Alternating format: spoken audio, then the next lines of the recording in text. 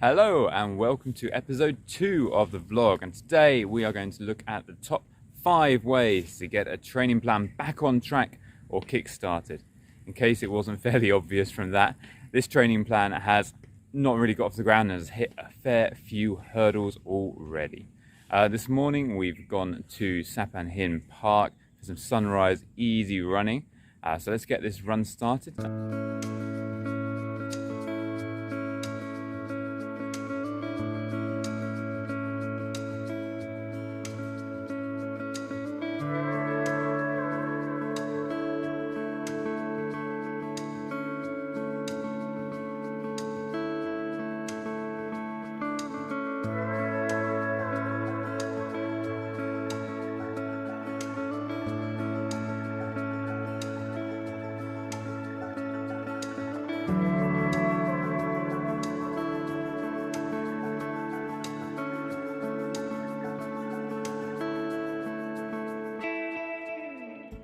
So, as I mentioned at the start of the video, the training plan hasn't gone as I would have hoped it would have done when I was initially writing it. The main reason for this, to start things off, was that I came into the training plan with an injury on that very first week, simply as a result of pushing a little bit too hard when I came back from just an extended period of illness, injury and COVID. Never felt like I had that long off. But I think when I got back to running a strong week, it was too much with a persistent lower mileage. Anyway, that resulted in having to change the plan up and more than likely change the plan down, reduce the mileage, which was a frustration. And then the next thing that happened was the Klong Panong race that I was meant to be doing at the end of week 4 was cancelled due to COVID in the area where that race is being held. Then, to add some injury to the insult to the injury, I fell off my motorbike or my scooter. Nothing serious, just a slide in the rain. But that left me with some cuts, grazes and bumps and made training harder and motivation harder. And then finally I found out at the start of this week that the second race of the 3, the Phang Nga International Marathon, was also postponed for a long distance in the future due to an expected COVID surge. So overall that left me feeling injured, without something to train for, sore and definitely lacking some motivation. Which is where this video comes from, and the idea to give some ways to get the training plan back on its feet and get back motivated. So are you struggling getting started on a training plan? Have you reached the point where you are struggling to get weekly sessions in, or you've run out of the desire to do it? If so, please let me know in the comments, and I hope you find some of these techniques helpful. And again, let me know which ones you like.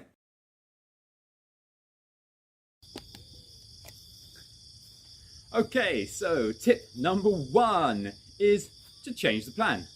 That might sound so simple and straightforward, yet I've seen so many people so determined to stick with their plan. They keep hitting session after session after session when they know something's not right there, when they know it's heading them down the wrong way, and they're going to make the injury worse. So at the start of this training block, the first week in, I could feel the IT band was on the verge of going. So we tore the script apart, we dropped all the mileage, took out all the intensity, and that just means that we can build up and I will be ready when the time is right.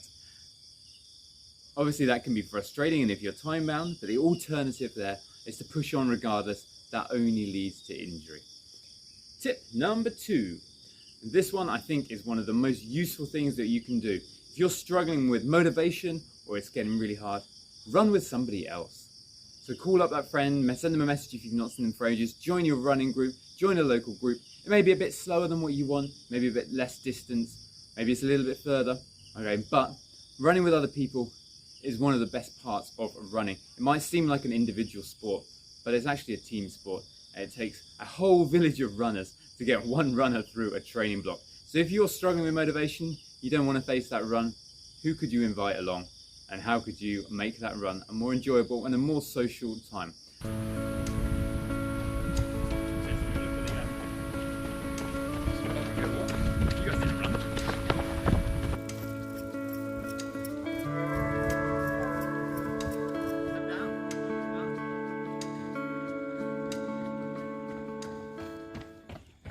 All right, time for tip number 3. And this one is one of my favorites. If the training plan is making a grind, getting you down, wearing you down, you can't face another set of intervals on the track or mile repeats. Go and do something totally different. Get out, go climb that hill, go take a new trail, go take a new route, go for an exploration run, and it totally changes your perspective on, well, on the run as it is. It could be exactly the same run in a new location and it feels totally different. And I know that by the time you're getting to week 6, 7, 8, 9, 10 of a training block, you need a bit of freshness. We're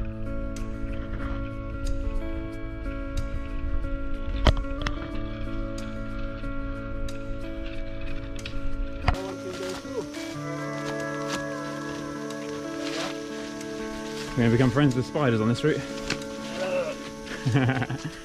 Tip number 4.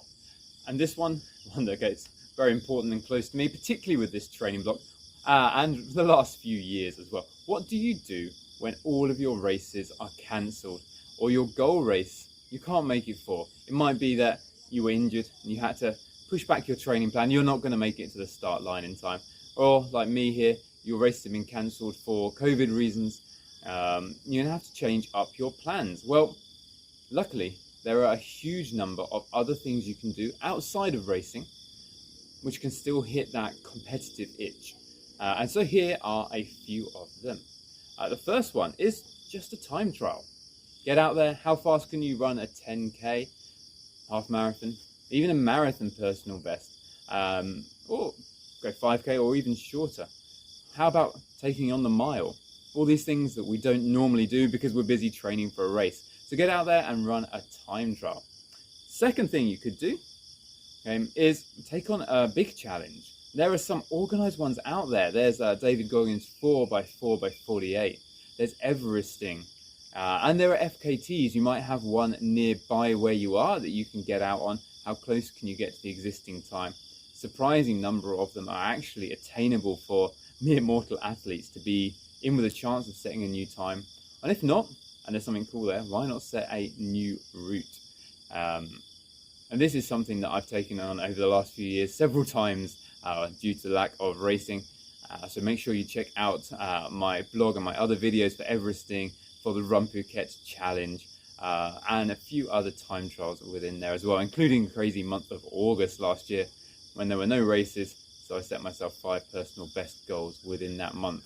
And the best thing about these big challenges is you can rally around a group of friends as well who want to join you.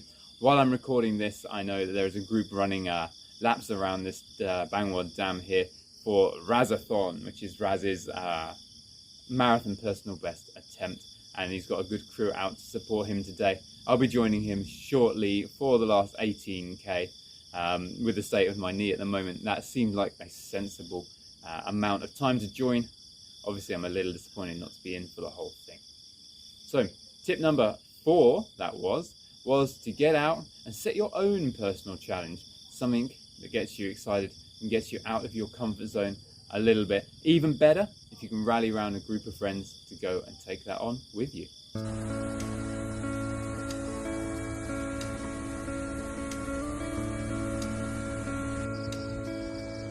How are we feeling? Still good? Number 5. So, just over 10%.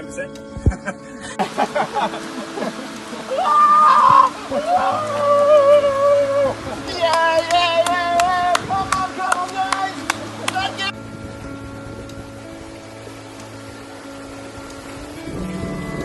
Yeah!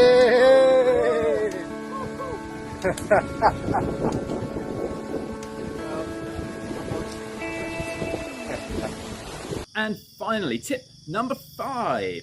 So this one, if your training plan has gone horribly wrong, you're feeling like you're injured, you're worn down, you can't face your session for whatever reason, go to the cinema instead. Go for a massage, or go for a night out with the friends, a bowling, a meal out, whatever it is that you would do if you weren't training for a training plan. Because remember, we do this for fun. And yes, it's all good and fun when we're on track and we're feeling good and we can see that progress. When it's gone horribly wrong, take a step back, do something else, and remind yourself that this is all for fun after all. So I hope you found those 5 tips useful. Please let me know in the comments which one is the most useful for you, or if you can think of some others that I should be trying out. I am now finally starting to feel my fitness and motivation coming back slightly at the end of week 2. I'm ready to push into week 3. So a brief summary of week 2. Not that much to report really. I did some easy 7-8k runs, including the sunrise run with Raz, which was always good to get out and have a social run and a coffee.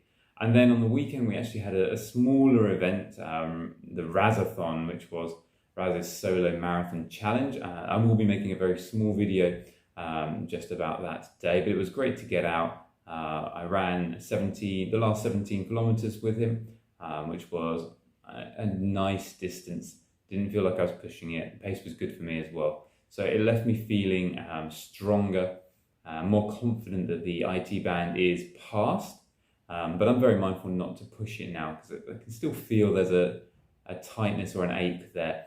So it's going to be easy recovery and starting to get something resembling marathon pace back in over the next week or 2.